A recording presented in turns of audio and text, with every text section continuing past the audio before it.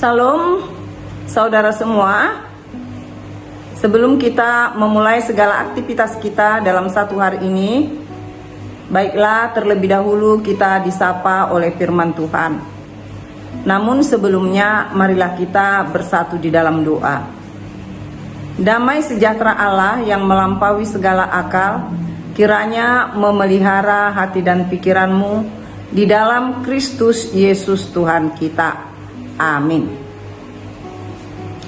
Firman Tuhan yang akan menyapa kita pada hari ini diambil dari Ibrani pasal 5 ayat 7. Dalam hidupnya sebagai manusia, ia mempersembahkan doa dan permohonan dengan ratap tangis dan air mata kepada Dia yang sanggup menyelamatkannya dari maut, dan karena kesalehannya ia telah didengarkan.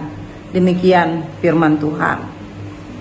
Yang dikasihi Tuhan kita Yesus Kristus, setelah manusia jatuh ke dalam dosa, maka hubungan manusia dengan Tuhan terputus. Dan akibat dari dosa itu sendiri, maka manusia akan menerima upah dari perbuatan dosanya tersebut. Itulah sebabnya manusia berusaha mencari jalan bagaimana agar Tuhan Allah dapat menghapus dosa-dosanya. Dan itulah jalan untuk memperbaiki hubungan yang sudah rusak antara manusia dengan Tuhan Allah. Salah satunya seperti yang dibiasakan atau bisa kita katakan tradisi dari orang-orang Yahudi atau orang Israel, di mana mereka memiliki yang disebut dengan imam besar. Dan imam besar ini bertugas sebagai mediator antara manusia dengan Tuhan Allah. Salah satu tugasnya adalah untuk menyampaikan kurban penghapusan dosa dari manusia yang telah menyesali dosa-dosanya. Maka dialah sebagai mediator untuk menyampaikan persembahan atau kurban akibat dosa yang diberikan orang-orang, itu disampaikan oleh imam besar pada waktu itu. Namun apakah yang mereka lakukan itu benar-benar bisa menghapus dosa manusia? Tentu jawabannya tidak. Karena imam besar juga adalah orang-orang berdosa. Bagaimana mungkin orang berdosa dapat melindungi orang-orang yang berdosa, menyelamatkan orang-orang berdosa? Tentu hal itu adalah mustahil. Karena itu Tuhan Allah sendiri mengetahui apa yang dilakukan oleh manusia adalah pekerjaan yang sia-sia. Karena itu Allah berinisiatif, Dia mengutus firman-Nya menjadi manusia di dalam Tuhan kita Yesus Kristus. Namun apa yang harus diterima Tuhan Yesus Kristus setelah Dia datang ke dunia ini? Dia mengalami berbagai-bagai hinaan, cercaan. Artinya bahwa Dia datang adalah untuk atau sebagai jalan penyelamatan bagi umat manusia. Dia harus mengalami banyak penderitaan. Dia ditolak, dia dihina, dia dicerca, lalu kemudian sampai akhirnya Yesus itu sendiri harus disalibkan.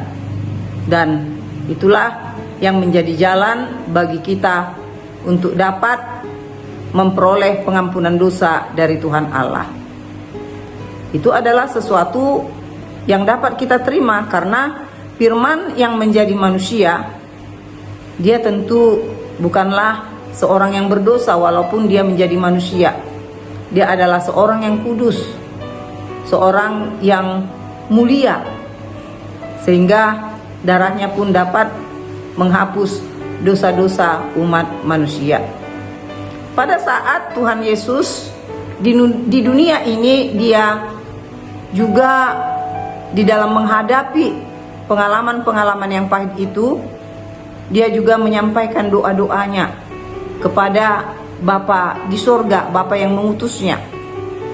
Dia juga dengan air mata Dia menyampaikan permohonannya kepada Bapa di sorga, Bapa yang mengutusnya, agar Bapa juga mau menyelamatkan Yesus yang turun ke dalam kerajaan maut. Karena kematian harus dialami oleh Tuhan Yesus, Dia harus dikuburkan, masuk ke dalam kerajaan maut. Tetapi oleh karena doa dan permohonannya, ratap tangisnya, dengan air matanya dikatakan seperti itu, maka doa-doa permohonannya diterima oleh Bapa di sorga, Bapa yang mengutusnya, karena kesalehannya dikatakan. Jadi karena kesalehan Tuhan Yesus, Dia adalah manusia yang tidak berdosa. Dia sendiri adalah firman itu. Jadi Dia menyampaikan doa-doanya, dan doa-doanya dikabulkan. Saudara yang dikasihi Tuhan kita Yesus Kristus, apa yang ingin disampaikan oleh firman ini kepada kita? Tuhan Yesus datang ke dunia, Dia menderita, dalam doanya Dia menangis, dalam permohonannya Dia penuh dengan ratap tangis, adalah demi kita umat manusia berdosa. Untuk itu, sebagai orang-orang yang ditebus oleh Tuhan Yesus Kristus, dari kita tentu Allah menginginkan bagaimana kita harus bersyukur oleh karena apa yang sudah dilakukan oleh Tuhan Yesus kepada kita. Kita bersyukur tidak hanya melalui bagaimana kita memberikan persembahan di tengah-tengah gereja, bukan hanya seperti itu, tetapi bagaimana perbuatan, tingkah laku kita terhadap sesama. Itu harus menjadi pujian bagi Tuhan, karena Dia sudah berjerih lelah untuk menebus kita, umat manusia, dari dosa-dosa kita. Maka marilah kita sebagai umat yang sudah ditebus oleh Tuhan Yesus Kristus hidup seturut dengan kehendak-Nya. Ini akan membuat Tuhan Allah akan bersuka cita, oleh karena anak-anak yang telah ditebusnya hidup seturut dengan kehendak-Nya. Tuhan memberkati kita semua. Amin, kita berdoa.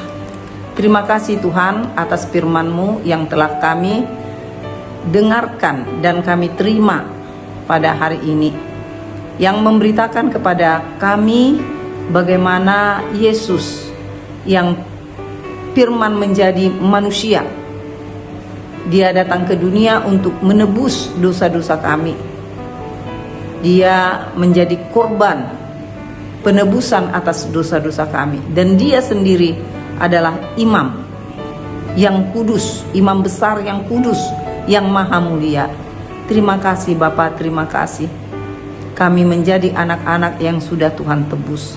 Karena itu mampukanlah kami Tuhan, agar kami dapat hidup dengan seturut kehendak-Mu. Kami dapat melalui sikap kami, perbuatan kami, menyatakan syukur kami atas segala kebaikan Tuhan kepada kami. Terima kasih Tuhan, di dalam Yesus Kristus kami berdoa dan bersyukur kepadamu. Amin. Sampai ketemu di lain kesempatan saudara semuanya. Tuhan memberkati.